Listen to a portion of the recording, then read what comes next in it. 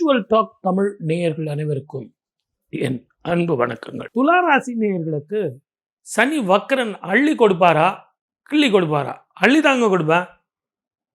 கடந்த 5 வருஷமா இவங்களுக்கு ஏற்பட்ட அனுபவங்கள் இருக்கு பாருங்க, மிகப்பெரிய அனுபவங்கள்.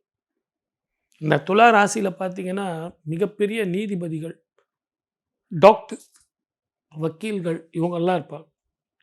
பொறுப்பு வாய்ந்த அடுத்தவனுடைய தலையெழுத்து எழுதுறவங்கெல்லாம் இதில் இருப்பாங்க. ஆனால் இவங்களுக்கு ரொம்ப ரொம்ப ஜாக்கிரதையாக இருக்க வேண்டியது தொழிலில், வருமானத்தில்.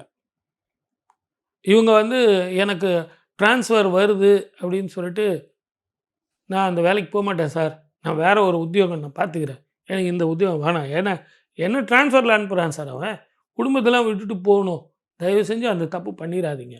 ஏன்னா 1 வருஷம் இல்லை 2 வருஷம் இல்லை 3 வருஷம் உங்களை அனுப்புவாங்க. அதை அக்செப்ட் பண்ணிங்க. அங்கே போயிட்டு திருப்பியும் நீங்கள் இங்கே வந்தீங்கன்னா உங்களை ப்ரமோஷனோட கூடிய நல்ல ஒரு பெருக்ஸ் உங்களுக்கு கிடைக்கும், நல்ல அருமையாக இருக்கும். இதை நீங்கள் வேண்டான்னு சொல்லிட்டீங்கன்னா உங்கள் அதிர்ஷ்டத்தை நீங்களே வேண்டான்னு சொல்கிற மாதிரி. அதே மாதிரி தான் அரசாங்க உத்தியோகத்தில் இருக்கிறவங்களுக்கு இது ஒரு அற்புதமான காலம். நீங்கள் எதிர்பார்த்த ப்ரமோஷன் கிடைக்கும். நீங்கள் ரொம்ப நாளாக இருந்தீங்க தெரியுமா, இந்த போஸ்டிங்காக தான் சார் நான் படித்தேன் அப்படின்னு நிறைய பேர் ஐஏஎஸ் எழுதுவாங்க. சிவில் எக்ஸாம் நம்பிக்கையோடு எழுதுங்க சார், நான் 2 வாட்டி எழுதிட்டேன் சார், இன்டர்வியூ வரைக்கும் போயிட்டேன் சார் அப்படிங்கிறவங்களுக்கு இது சக்ஸஸ் ஆகக்கூடிய நேரம். இந்த நேரத்தில் மனவேதனைப்பட்டு நான் விட்டுட்டேன் சார்னு சொல்லாதீங்க. எழுதுங்க, தைரியமாக எழுதுங்க. சார் அது இந்த நாள் வருது, அந்த நாள் எந்த நாளில் வந்தாலும் சரி, ஜெயிக்கணும்னு இறைவன் முடிவு பண்ணிட்டான்னா கண்டிப்பாக ஜெயிக்கலாம். சார், இந்த துலாம் ராசிக்காரர்களுக்கு இந்த உடல்நிலையில் பிரச்சனை இருக்கிறவங்களுக்கு இந்த காலகட்டம் இந்த நோய்கள் தீர்றதுக்கு ஏதாவது வழிக்கு வாய்ப்புகள் இருக்கா? உண்மைதான், நீங்கள் கேட்டது அது 100% கரெக்ட். கடந்த 5 வருஷமாக இவங்க உடல்நிலை பாதிக்கப்பட்டு ரொம்ப கஷ்டப்பட்டாங்க. அதுக்கு என்ன காரணம் தெரியுங்களா? வேற ஒன்றும் இல்லை, கடுமையான உழைப்பு. அந்த கடுமையான உழைப்பில் அவங்களுடைய உடம்பை பார்த்துக்கிறதுக்கு நேரமே கிடையாது. நேரத்துக்கு சாப்பிட மாட்டாங்க, நேரத்துக்கு தூங்க மாட்டாங்க, அடுத்தவங்களை பற்றியே சிந்தனை, கணவரை பற்றி சிந்தனை, குழந்தைங்களை பற்றி சிந்தனை, குடும்பத்தை பற்றி சிந்தனை. சார் என் வீட்டுக்கார் நல்லா வந்துடுவார்ல சார், என் பசங்க நல்லா படிக்கும்ல, என் பொண்ணுக்கு நல்லபடியாக குழந்தை ஆகிடுமா சார், நல்லபடியாக கல்யாணம் ஆகிடுமா சார், இப்படியெல்லாம் அடுத்தவங்களை பற்றி சிந்திச்சு அவங்க ஒரு வழி ஆகிடுவாங்க. ஆனால் என்னுடைய கேள்வி என்ன அப்படின்னு கேட்டிங்கன்னா, அவங்களெல்லாம் சிந்திக்கிறீங்களே, உங்கள் உடம்பை எப்போ நீங்கள் பார்க்குறது? தயவு செஞ்சு உங்கள் உடம்பை பாருங்கள். இந்த காலகட்டத்தில் உங்கள் ஹெல்த்து டெஃபினட்டாக இம்ப்ரூவ் ஆகும். நேரத்துக்கு சாப்பிடுங்க, நேரத்துக்கு தூங்குங்க, சத்தான ஆகாரங்கள், காய்கறிகள், சூப்பு, நல்ல மத்தியானத்தில் சூப் சாப்பிடுங்க, ராத்திரியில் நல்லா தூங்குங்க. இப்போ நீங்கள் இந்த 12 ராசிக்கு நான் பலன் சொல்லும்போது நிறைய பேருக்கு நல்லா தூங்குங்கன்னு சொல்லுவேன். நீங்கள் கூட கொஞ்சம் யோசிப்பீங்க, என்னடா இவர் எல்லாருக்கும் ஒரே பலனையே சொல்லிக்கிட்டு இருக்காரு. அப்படி கிடையாது. இந்த காலகட்டத்தில், கலிகாலத்தில், ஒன்று செல்லு, இல்லைன்னா டிவி, இல்லைன்னா என்டர்டெயின்மெண்ட்டு, ஃபில்மு, இதெல்லாம் ஏற்படுறதுனால உடம்பு சூடு ஆகி தூக்கம் கம்மியாக போயிடுது. மிட் நைட் வரைக்கும் நம்ம கண்ணை முழிச்சிக்கிட்டு இருக்கோம். ஒரு காலத்தில் 7:30 மணி 7:45 மணிக்கு தூங்கிட்டு இருந்தோம், அப்புறம் 9 மணி ஆச்சு, அப்புறம் 10 மணி ஆச்சு, இப்போ நைட்டு 12 மணி 12:30 மணிக்கு. ஆனால் காலையில் எழுந்திருக்கிறது அதே டைம் தான் காலையில் எழுந்திருக்கிறோம். அப்போ உங்கள் ஆரோக்கியம் எப்படி இருக்கும்? துளாராசிக்காரர்கள் ஆரோக்கியத்தில் கவனம். சார், இவங்களுக்கு குழந்தை பாக்கியம் இல்லாதவர்கள்லாம் கூட இருக்காங்க நிறைய பேர். ஸோ இவங்களுக்கு இந்த காலகட்டம் அதுக்கு கை கொடுக்குமா சார்? குழந்தை பாக்கியம் நிச்சயமாக கிடைக்கும். IOL, IVF அந்த ட்ரீட்மெண்ட் மூலியமாக துளாராசியில் இருப்பவர்களுக்கு அற்புதமான குழந்தை பாக்கியம் கிடைக்கும். ஏன்னா இப்போது சனி வக்கர பலன் நம்ம இதை பார்த்துட்ருக்கோம். ஆனால் குரு பார்வை குடும்ப வாக்கு தனஸ்தானமான 2ஆம் வீட்டை, விருச்சிகத்தை பார்க்குறார். அந்த மாதிரி காலகட்டத்தில் இவங்களுக்கு நல்ல குழந்தை சத்சந்தானம் கிடைக்கும், நல்ல வாரிசு வரும், நல்ல குழந்தைகள் வரும். அதனால் ஏற்பட்ட திருமண தடைகளில் குழப்பங்கள்லாம் போகும், பிரச்சனைகள் போகும், பிரிவுகள் போகும், கணவன் மனைவி ஒற்றுமை வரும். சார், IVF இந்த மூலயமான குழந்தை பாக்கியம் கிடைக்கும்னு சொல்லிட்டீங்க. இயற்கை முறையில் கிடைக்க வாய்ப்பு இருக்கா? நிறைய பேருக்கு அதுக்கான வாய்ப்பு இருக்குது சார். ஆனால் அதற்கான முதல்ல நான் உங்களுக்கு அந்த உடல் ஆரோக்கியம் சொன்னேன் பார்த்தீங்களா, அதை தான் நீங்கள் ரெடி பண்ணிக்கணும். நல்லா தூங்கணும், அயர்ன் அண்ட் புரோட்டீன் நிறைய எடுத்துக்கணும். இது 2ம் நீங்கள் பண்ணீங்கன்னா இயற்கையிலேயே உங்களுக்கு கிடைக்கும். ஆனால் உங்களுடைய வாழ்க்கை முறை, உங்களுடைய வேலை, உங்களுடைய பிஸ்னஸ்ஸு, உங்களுடைய தொழில், அது ஆணா இருக்கட்டும், பெண்ணா இருக்கட்டும், தூங்க முடியலையே. அதே மாதிரி வளர்ந்தவங்களா இருந்தா கூட அடுத்தவங்கள பற்றியே யோசனை பண்ணிட்டு இருக்கீங்களே. உங்கள் தேக ஆரோக்கியத்தை பற்றி அட விடுங்க, என் உடம்பு போனால் போதுங்க. இப்போ எங்ககிட்ட கூட ஜாதகம் பார்க்க வருவாங்க.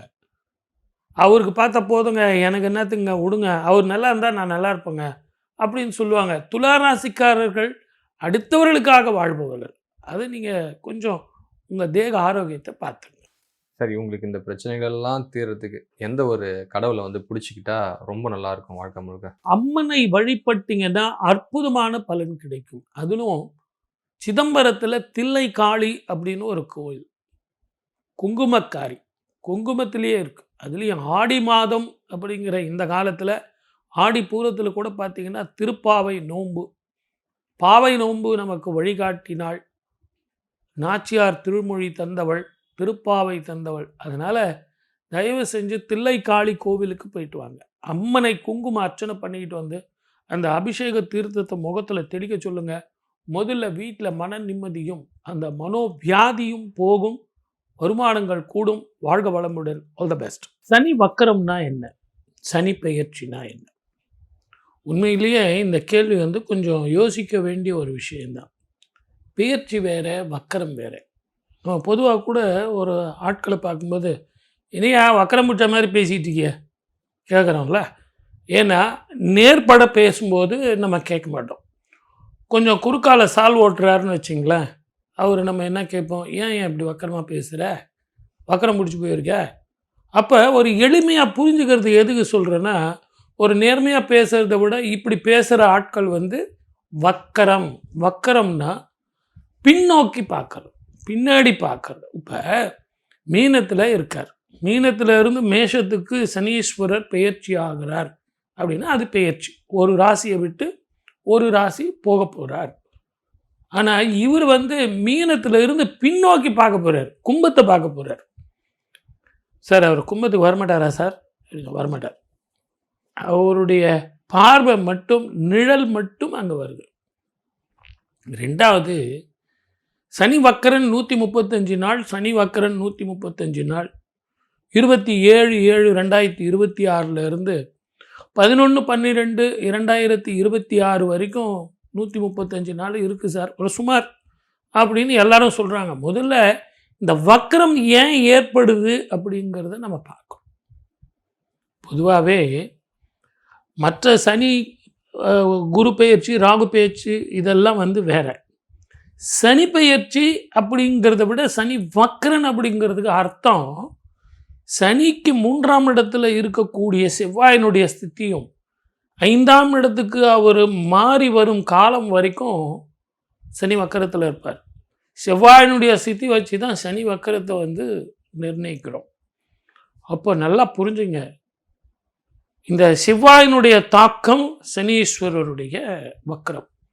என்ன சார் புரியலையே அப்படின்னு கேட்டிங்கன்னா, இப்போ நீங்கள் ஒரு ஐஸ்கிரீம் இருக்குது, அது எதிரில் ஒரு நெருப்பை எடுத்துகிட்டு போனீங்கன்னா இந்த ஐஸ்கிரீம் உருகுமா உருகாதா? அந்த மாதிரி தான் சனீஸ்வரர் குளிர்ச்சியான கிரகம். செவ்வாய் அப்படிங்கிறது வெப்பம். இந்த வெப்பம் பட்ட உடனே குளிர்ச்சி உருகுது. 3ஆம் இடத்துல இருந்து 5ஆம் இடத்துல இருக்கிற வரைக்கும், சேர்க்கை இருக்கிற வரைக்கும் அந்த குளிர்ச்சி வந்து வெப்பமாக இருக்கும். ஆகவே வக்கரம் பெறுகிறான் அப்படின்னு ஒரு புரிஞ்சுக்கிற அளவுக்கு வச்சிங்களேன். இதில் இன்னும் நம்ம நிறைய விஷயங்கள் சொல்லலாம். ஆனால் இந்த காலகட்டத்தில் 12 ராசிகளுக்கு எப்படி இருக்கும்னு பார்க்கறத விட உலகத்துக்கே முதல்ல எப்படி இருக்கும். நீரினால், நெருப்பினால், இயற்கை அழிவுகளால், நம்ம ஏற்கனவே நம்ம சேனல்லையே ஸ்பிரிச்சுவல் தமிழ் இதுலேயே நம்ம நிறைய பேசியிருக்கோம். நியூ இயரில், குரு பெயர்ச்சியில், சனி பெயர்ச்சியில், தமிழ் புத்தாண்டு பெயர்ச்சியிலலாம் நம்ம சொல்லியிருக்கோம். பஞ்சபூதங்களால் பிரச்சனைகள், நீரினால், இயற்கை அழிவுகளால், போர் பதட்டத்தால், அதே மாதிரி இயற்கை அழிவுகள்னால் வெள்ளம், வறட்சி, அதே மாதிரி இந்த வியாதிகள் தொல்லை, மீண்டும் வந்து உங்களுக்கு ஸ்கின் பிரச்சனைகள், உடல் ஆரோக்கியம் பாதிக்கக்கூடிய அளவுக்கு மதக்கலவரங்கள், இனக்கலவரங்கள்லாம் வரும் அப்படின்னு நம்ம நிறைய சொல்லியிருக்கோம். இது எதற்காக நம்ம பேஸ் பண்ணி சொன்னோம் அப்படின்னா, இந்த சனியும் செவ்வாயும் அதனுடைய ஸ்திதியை வச்சு தான் சொன்னோம். அதற்கு தகுந்த மாதிரி இப்போ விஞ்ஞானத்தில் அவங்க எல்னினோ அப்படின்னு சொல்லிட்டு இப்போ ரெஃபரன்ஸ் அவங்க கொடுக்குறாங்க. நம்ம அன்னைக்கே ரெஃபரன்ஸ் கொடுத்து போர் பதட்டம் இருக்கும். ஏன் நம்ம இந்தியாவுக்கும் பாகிஸ்தானுக்கும் கூட நமக்கு போர் வரும் அப்படின்னு சொல்லிட்டு நம்ம சொல்லியிருக்கோம். ஆகவே இது அந்த கிரகங்களுடைய ஸ்திதிகளை வச்சு நம்ம பலன்கள் சொன்னோம். அப்போது பொதுவில் வாழ்க்கை இப்படிலாம் இருக்கும் பொழுது தங்கத்தினுடைய விலை ஏற்றம் இறக்கம், வெள்ளியினுடைய விலை ஏற்றம் இறக்கம், share market up and down, இதை எல்லாத்தை விட பெட்ரோலுடைய விலை.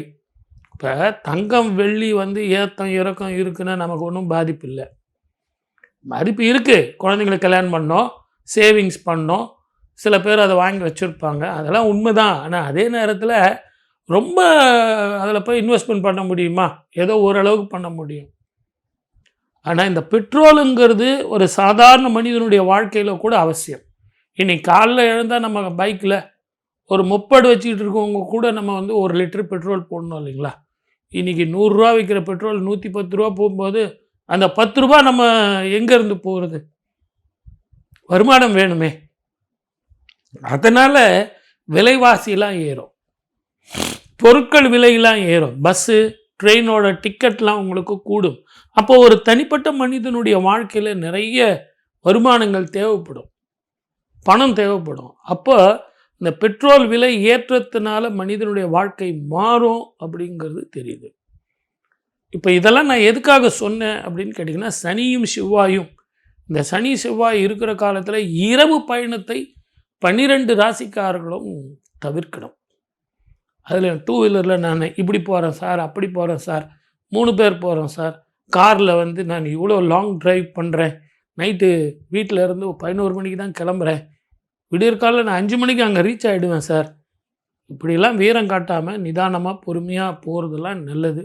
அதே மாதிரி அரசியல் தலைவர்கள் இந்த காலகட்டத்தில் மிக கவனமாக இருக்கணும்.